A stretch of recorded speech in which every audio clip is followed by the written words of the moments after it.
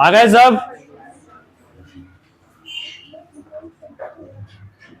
लोगों का question number first, an AP consist 50 term. किसी एपी में कितने पद हैं? 50 पद हैं।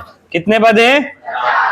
है ना। Which third term is 12 and last term is 106।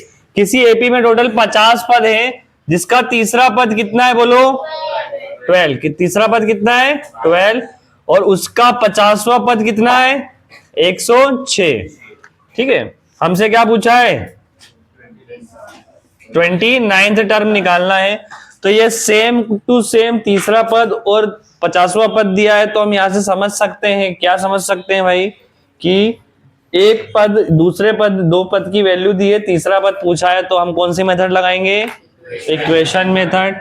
A3 का मतलब होता है, क्या होता है A3 का मतलब? A plus 2D।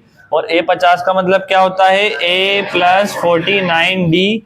और ये हो गया 106। सॉल्व कर देंगे बाय एलिमिनेशन मेथड। 49 माइनस कितना हो जाएगा? 47D। और ये हो जाएगा कितना? 196। यही होगा पक्का? 96 तो नहीं लग रहा मेरे को, 94 होगा ना। और दोनों संख्या हो जाएगी माइनस से माइनस कैंसल। 94 अपॉन में 47, 47 वन जार 47 टू जार 94। डी की वैल्यू कितनी आ गई? 2। क्या हुआ, इतने खुश क्यों हो रही हो? डी की वैल्यू कितनी आ गई? Put the value of D in equation number 1। A is equal to 2D is equal to कितना हो जाएगा? a plus 2D is equal to 12। D की वैल्यू कितनी रखेंगे? 2। 2 into 2 is equal to 12। 4 is equal to 12। a is equal to 12 minus 4। a is equal to कितना आ गया? 8। a और d आ जाएगा तो कोई सा भी पद पूछे निकाल सकते हो ना। 29वां पद होता है a, 29 होता है a प्लस 28d। a की वैल्यू कितनी निकालोगे? अरे निकालोगे क्या है? 8। 8 प्लस 28, डी की वैल्यू कितनी है? 2। ये हो जाएगा 56 प्लस 8। 56 और 8 कितना हो जाएगा? 64। कोई डाउट किसी को? सही है, रफ कर दूं?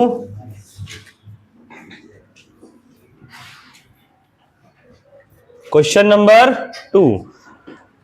क्वेश्चन नंबर 2 में क्या बोला है? Find the third and ninth term of AP if the third और नाइन्थ टर्म। जितने सवाल मैं पढ़ रहा हूं सभी सवाल इंपॉर्टेंट है, क्योंकि इनमें हमें क्या लगाना है? Equation method. क्या लगाना है भाई? सीधी सी बात है, आपको दिया तीसरा पद और नवा पद। तीसरा पद का मान दिया है कितना? थर्ड टर्म कितना दिया है? बोलो।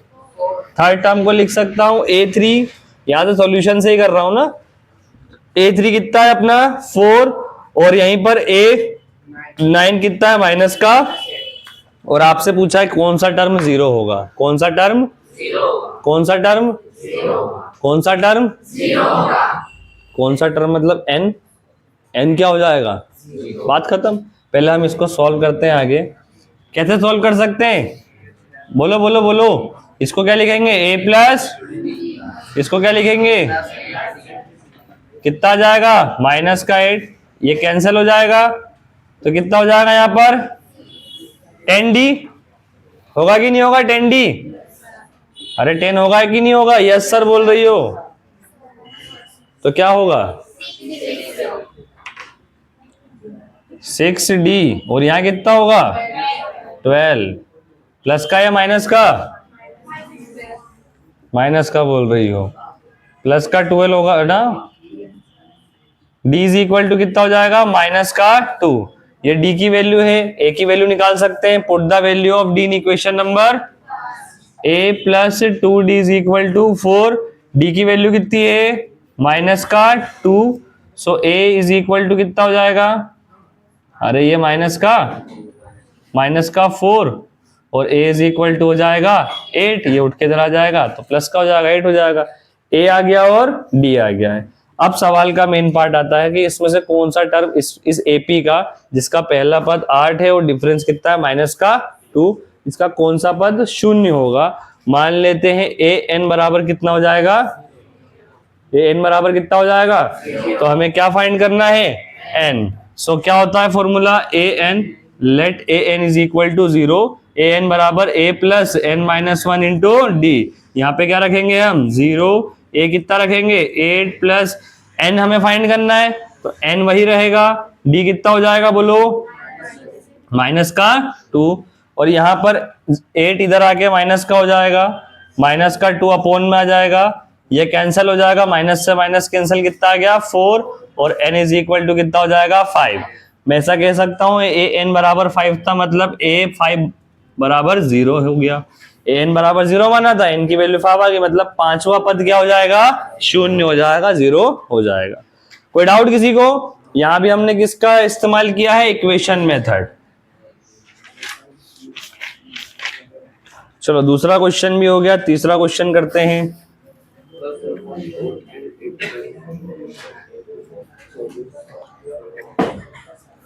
Question number third. Question number third भी इंपॉर्टेंट है। क्यों है इंपॉर्टेंट? क्योंकि बहुत लेंथी क्वेश्चन है, लॉन्ग में आ सकता है, सीबीएसई में आया है 2008 में, 2009 में। The sum of fourth term and eighth term of AP, the sum of fourth term and eighth term of AP is 24, and the sum of sixth term and 10th term is AP is 44। एक ही AP है, अलग अलग AP नहीं है भाई। AP कितना है A1 A2 इस तरीके से, A4 आएगा, A8 आएगा, ठीक है, वैसे ही A6 आएगा एंड N आएगा ही नहीं आएगा, पहले 6 आ जाएगा फिर 8 आएगा। ये एक एपी चलती जा रही है। सवाल में आपसे बोला है कि इस एपी का जो कौन कौन सा टर्म है भाई, फोर्थ टर्म और एट्थ टर्म को जोड़ दूं, ये फोर्थ टर्म और एट्थ टर्म को अगर मैं जोड़ दूं तो कितना आएगा 24, और इसके छठे पद और 10वें पद को जोड़ दूं तो कितना आएगा 44। समझ में आ रहा है कि नहीं आ रहा है? ये तो था, ये नहीं करना है कि आप जाके चित्र बनाया हो, है ना, ये मैं आपको समझा रहा हूं। सॉल्यूशन में यहां से स्टार्ट कर रहा हूं। सो A4 है ना, ये गिवन है, गिवन A4 प्लस A8 कितना हो जाएगा 24। सो A4 को लिख सकता हूं मैं A प्लस 3D, इसको लिख सकता हूं A प्लस 7D, A और A कितना हो जाएगा 2A प्लस ये कितना हो जाएगा 10D, यही होगा ना, सिंपल था। 2 अगर कॉमन आ रहा है तो ले सकता हूं मैं, तो ये हो जाएगा 5D और यहां पर 12, इक्वेशन नंबर 1। एंड बोलो A6 और A10।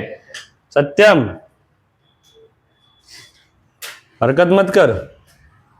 A6 और A10, A6 कितना हो जाएगा A प्लस 5D और ये कितना हो जाएगा A प्लस 9D, प्लस करने पर कितना आ रहा है, एक मिनट, इसके पहले हमने लिखा ही नहीं, A प्लस 6D और A प्लस 10D कितना है 44, A plus 5D A plus 9D बराबर 44, ये हो जाएगा 2A प्लस 9 और ये कितना हो जाएगा 14D और 44, 2 कॉमन आ रहा है तो A प्लस 7D बराबर 22, ये भी हो जाएगा इक्वेशन नंबर 2। ये एक और दो इक्वेशन आ जाएगी तो हम इसके बाद क्या करेंगे, हमारा सॉल्यूशन एलिमिनेशन मेथड से होगा। लिखेंगे यहाँ पर सब्ट्रैक्टिंग इक्वेशन 1 फ्रॉम इक्वेशन 2, समीकरण 2 से समीकरण 1 को घटा दें, दोनों में से किसी को घटाओगे आंसर आपका क्या आना है, सेम ही आना है। So equation 2 A plus 7D और कितना दिया है 22, इक्वेशन 1 कितना है A प्लस 5D बराबर कितना दिया है 12। सॉल्व करते हैं, साइन चेंज हो जाएगा, ये कैंसिल हो जाएगा, यहाँ पर बचेगा कितना 2D, यहाँ बचेगा 10। सो D इज इक्वल टू कितना हो जाएगा 5, और इस D की वैल्यू को कहाँ रखूंगा मैं, इक्वेशन नंबर 1 में 2 में किसी में भी रख सकते हैं। So put the value of D in equation number 1, हम D में इक्वेशन नंबर 1 में रख रहे हैं तो हो जाएगा 5 5 25 is equal to 12, A is equal to 12 minus 25, A is equal to minus का 13। ये आपका A का वैल्यू है और ये D का वैल्यू, सही है, कहीं मिस्टेक हुई क्या?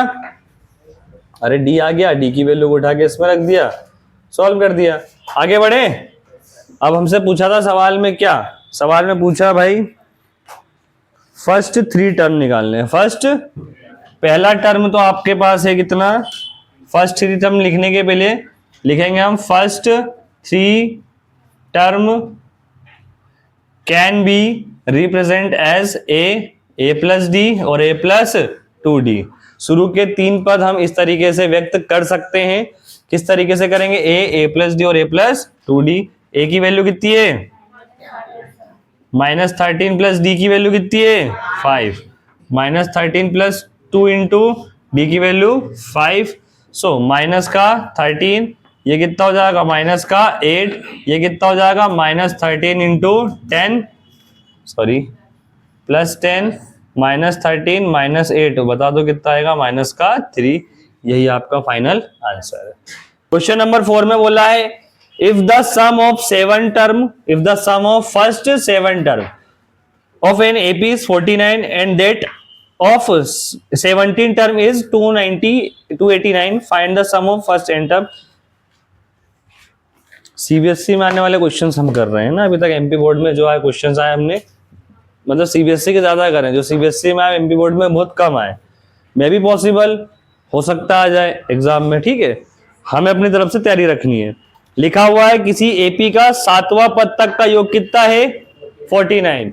किसी एपी के जो 7 पद है S7 कितना है 49 और उसी एपी का 17वां पद तक का योग कितना है 289। और हमसे क्या पूछा सवाल में, हम इसके n टर्म का योग कैसे निकाल सकते हैं, find the sum of first n term. तो हमें in the term of n को लेके ही सवाल सॉल्व करना है, n की कोई वैल्यू नहीं रखनी है। अगर मैं इसको सॉल्व करूंगा तो मुझे यहां से एक चीज क्लियर है कि जो Sn होता है वो होता है n अपॉन में 2a plus n-1 into D. इसको मैंने हाईलाइट कर दिया क्योंकि मैं दोनों वैल्यू दोनों इक्वेशन इससे ही बनाने वाला हूं। यहां भी आपको अगर किसी एपी का 2 पद का मान दिया है, तीसरा पद पूछा है तो भी इक्वेशन मेथड लगाओगे। 2 पदों तक का योग दिया है, 2 पदों तक का योग दिया है, अदरवाइज कुछ भी पूछा हो तो अब भी आप कौन सी मेथड लगाओगे, इक्वेशन मेथड। इक्वेशन में बनाता हूं यहां से Sn की वैल्यू कितनी है यहाँ पर 49, n की वैल्यू कितनी है 7। यहां से सीखोगे n यहाँ पे निकालना यहीं से है, अलग से नहीं दिया है।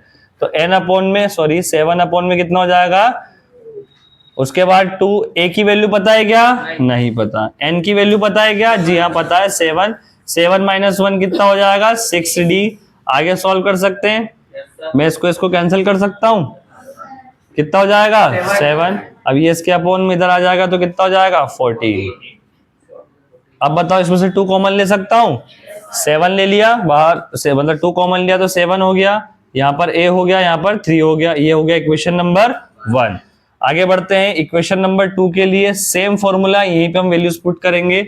Sn के स्थान पे क्या आ जाएगा 289 और उसके बाद यहाँ पर हो जाएगा 17 अपॉन में 2a प्लस n कितना है 17 -1 कितना होता है 16d। ठीक है, इसको मैं कट कर सकता हूँ, 17 1 जा 17 जा 289 और यहाँ से मैं 2 का इसका मल्टीप्लाई कर दूंगा तो कितना हो जाएगा 34। कितना हो जाएगा बोलो 34। और उसके बाद ये है 2a प्लस 16, यही बचेगा मेरे पास 2a प्लस 16d। यहां से मैं क्या कॉमन ले लूंगा 2 कॉमन ले लूंगा तो यहाँ पे हो जाएगा 17 is equal to a plus 8d।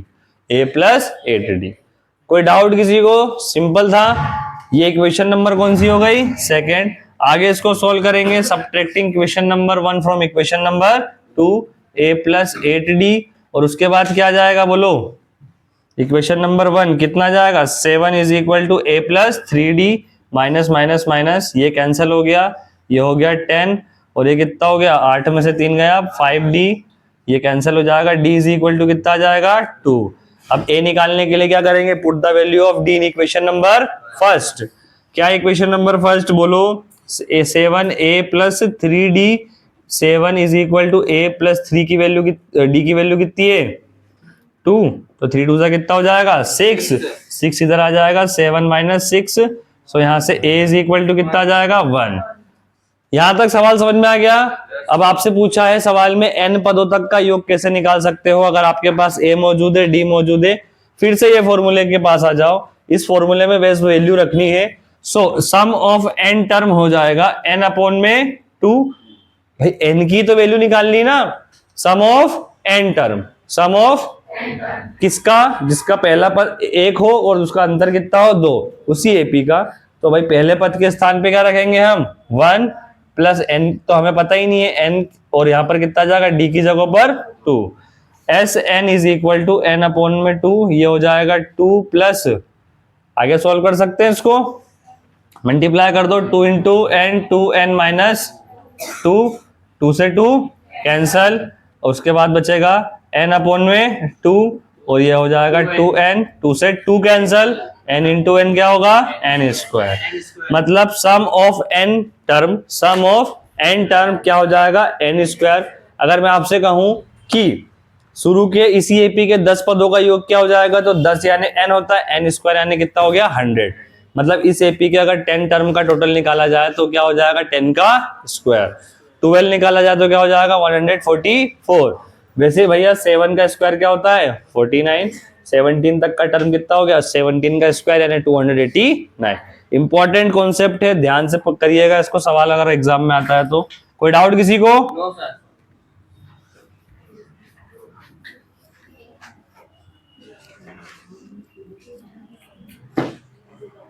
चलो उसके बाद कौन सा क्वेश्चन है, क्वेश्चन नंबर 5। ये आ गया अपने वापस से जो कॉन्सेप्ट मैंने बताया था। क्वेश्चन नंबर 5 में बोला आपसे, ये सवाल मैं आपसे करवाऊंगा, how many digits are divisible, how many 3 digit divisible by 7, how many 3, क्या लिखा है, how many 3 digit number, how many 3 digit number is divisible by 7। 3 अंकों की कितनी संख्या जो 7 से डिवाइड हो रही, सवाल कर दो फटाफट से। देख के बता रहे कि परीक्षा वो दूंगा।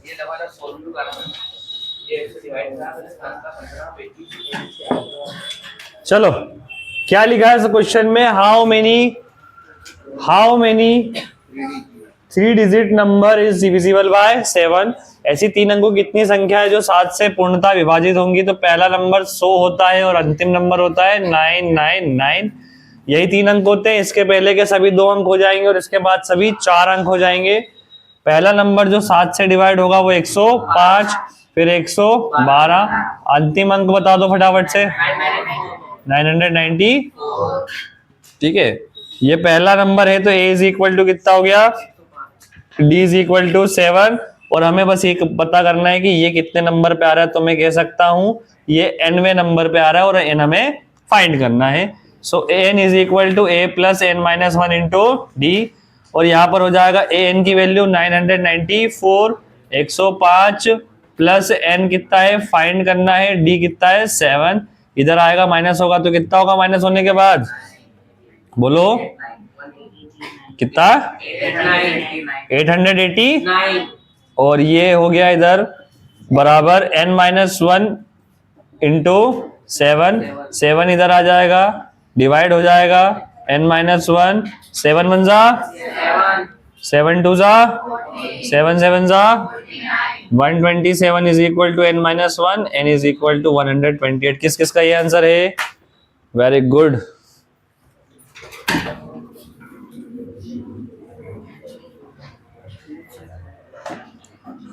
क्वेश्चन नंबर कौन सा किया हमने 5 का second, check whether 300 is a term of the list. भाई साहब आपको ये बताना है, ये भी इंपॉर्टेंट कॉन्सेप्ट है, और जिस तरीके के मैं सवाल बता रहा हूं, check whether 301 is a term of the list of AP, है ना। तो ये ट्रू फॉल्स आ सकता है ना, ट्रू फॉल्स में बन सकता है कि नहीं क्वेश्चन। आप मुझे मतलब इस टाइप का क्वेश्चन कि बताइए ये जो पद दिया है, ये जो नंबर दिया है, इस पद में आएगा या नहीं आएगा, बात खत्म। तो 5, 11, 17 और 23 में 301 आएगा या नहीं आएगा। अगर आएगा भी तो an नंबर पे आएगा, आएगा भी तो an नंबर पे ही आएगा। अगर आएगा तो an नंबर पे आएगा। तो हम क्या देखेंगे यहाँ पर, n की वैल्यू, क्या देखेंगे n की वैल्यू। a बराबर कितना है 5, d बराबर कितना है बोलो 6, और उसके बाद ए एन की वैल्यू कितनी हो गई, और एन बराबर हम फाइंड कर लेते हैं, एन फाइंड करना है। चलो a n is equal to a plus n minus one into D.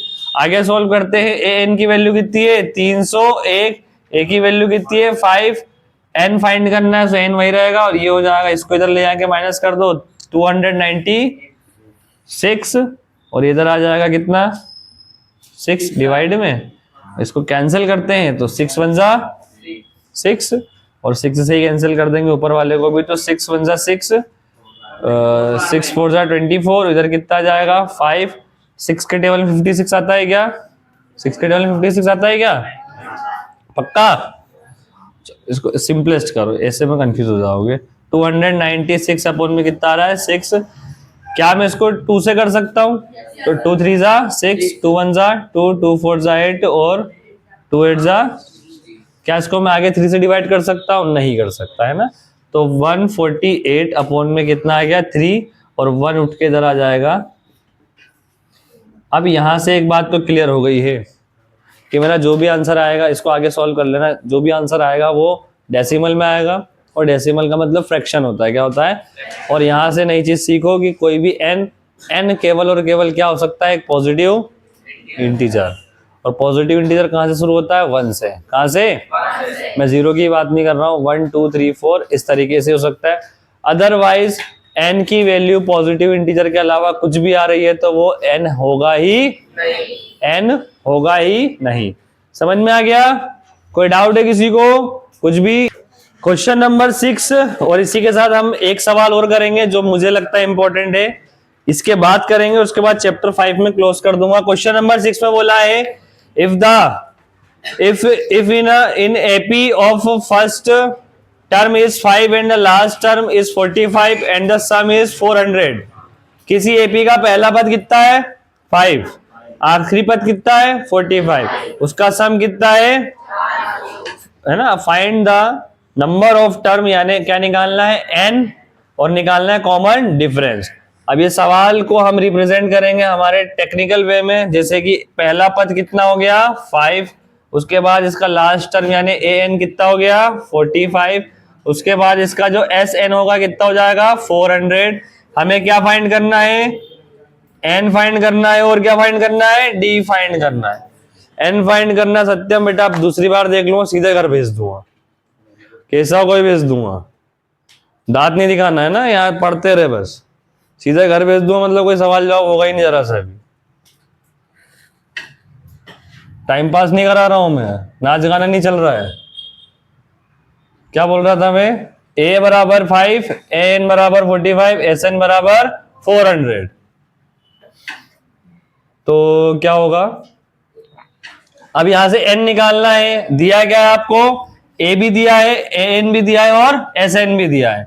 sn बराबर कितना होगा n अपॉन में 2 a प्लस an, sn की वैल्यू कितनी है 400, n की वैल्यू कितनी होगी फाइंड करनी है, a की वैल्यू कितनी है 5, an की वैल्यू कितनी है 45, 400 is equal to n upon में 2, 50 कैंसिल करो 25, n बराबर 400 बटे में 25 कितना हो जाएगा 25 वन जा 25, 16 जा, n बराबर कितना आ गया 16।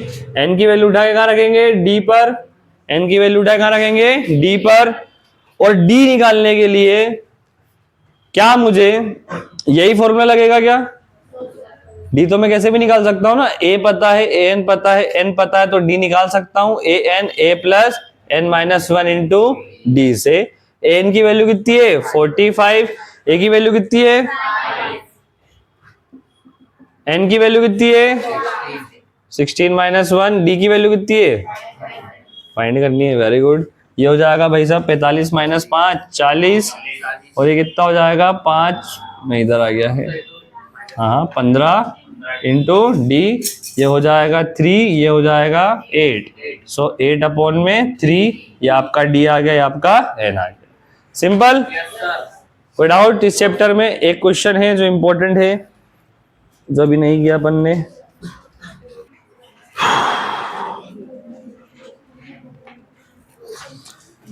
दर्शाइए कि रिप्रेजेंट A1 A2 AN से एक AP बनती है। देख लो, इंपॉर्टेंट क्वेश्चन है। A1 A2 A3 से एक AP बन गई। AP ऐसे ही बनती है, इससे ही बनती है, कोई दूसरा तरीका तो है नहीं AP बनाने का। जो AP बना है, यदि नीचे AN के अनुसार यहां पर कहीं ना कहीं AN आएगा कि नहीं आएगा, है ना। उस AN के अनुसार AN को रिप्रेजेंट कर दिया मैंने 3 + 4n से। किससे? 3 + 4n से। इस तरीके के सवाल में जब ऐसा कुछ दे दिया जाए कि AN को दर्शाया इन्होंने 3 + 4n से, तो मतलब जो किसी भी AP का कोई सा भी पद होगा, मतलब सॉरी, इस AP का कोई सा भी पद होगा, उसको रिप्रेजेंट करा जा सकता है कैसे? 3 + 4n से, है ना। मतलब किसी इस AP का nवा पद या कोई सा भी पद होगा, उसका मतलब होगा 3 + 4n। जैसे अगर मैं कहूं कि n = 1, इसका पहला पद क्या होगा? पहला पद होगा AN = 3 + 4n। 4n में मुझे क्या रखना है? n + 1। तो A1 = हो जाएगा 3 + 4 × 1। A1 = हो जाएगा 3 + 4। A1 = हो जाएगा 7। पहला पद क्या हो जाएगा? 7। इसी तरीके से अगर मैं AP बना रहा हूं तो पहला पद में n रखा मैंने, n = 1 रखा। दूसरे पद में क्या रखूंगा? n = 2। क्या रखूंगा? n = 2। n = 2। सो यहां पर हो जाएगा n = 2। अरे क्या लिखेंगे? A2 A की वैल्यू कितनी है? सॉरी, 3 + 4, n की वैल्यू कितनी है? 2। तो यहां पर क्या हो जाएगा? 3 + 4 2 = 8, और ये हो जाएगा कितना? 11। A2 बराबर कितना हो जाएगा? 11। कितना हो जाएगा? 11। फिर वैसे अगर मैं 3 की बात करूं तो A3 कितना हो जाएगा? बोल दो। दो पद से काम नहीं चलने वाला, तीसरा पद भी हमें चाहिए। तीसरा पद चाहिए तो A3 बराबर क्या हो जाएगा? 3 + 4n। A3 हो गया। 3 + 4 3 = 12। A3 बराबर कितना हो जाएगा? 15। कितना हो जाएगा? 3 पद आ गए। 3 पद आए या नहीं आए? अब इनको इस AP के रूप में लिख दो। AP के रूप में लिखेंगे, क्या हो जाएगा यहाँ पर? पहला पद 7, बोलो 11 और 15। ये AP बना दी हमने। इसके बाद अब कुछ भी करवा लो, हम कर सकते हैं। इसके पहले समझ में नहीं आ रहा था कि ये क्या था, इससे हमने AP बना दी। अब सवाल में पूछा है प्रत्येक स्थिति में, साथ ही प्रत्येक स्थिति में प्रथम 15 पदों का योग निकालना है। तो इसमें शुरू के 15th टर्म का हमें क्या निकालना है? सम निकालना है। तो यहां से हम कहेंगे A = 7, D बराबर कितना हो जाएगा? 11 - 7 यानी 4, और हमसे पूछा है 15 पदों का योग, यानी n बराबर कितना हो जाएगा? 15। सो SN बराबर, आखिरी क्वेश्चन है, फटाफट करके मुझे बता दो। इस AP का 15 पद तक का योग निकाल दो।